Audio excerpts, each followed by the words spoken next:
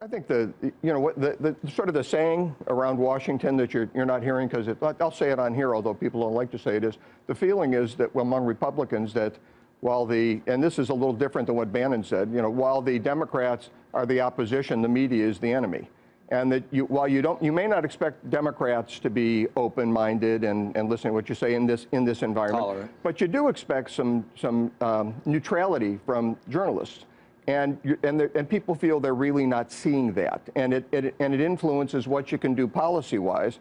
Although, if you look at the results of the last election, I don't think there was a lot of credence given, because Trump right. jumps over the media. He takes Twitter and goes right to the people, whether you like his tweets or not. He doesn't do a press conference or a press release, or he doesn't have to go on national TV. If he wants to tell America something, he can just tell them tonight on his Twitter account. So the dynamic is changing, and I think people have to adjust to that. But don't you think part of that dynamic, and again, I try to say this out of fairness, and you might think it's political, the veracity of some of the things that he says, if I'm being kind about it, are in question often, unfortunately. And that to the extent that journalists have a particular view or worldview, and they very well may, part of it is that they like the truth generally, and so it gets complicated, if you will. Like that he was wiretapped? Well, or I was in the green room for the first debate, and he was up there talking, and he mentions Anthony Weiner, and I remember going, why are you, who cares about Anthony Weiner?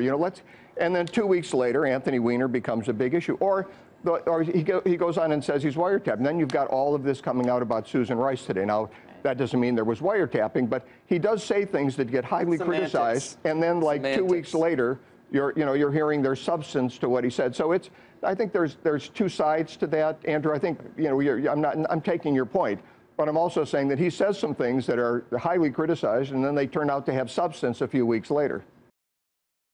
Hey there, thanks for checking out CNBC on YouTube. Be sure to subscribe to stay up to date on all of the day's biggest stories. You can also click on any of the videos around me to watch the latest from CNBC.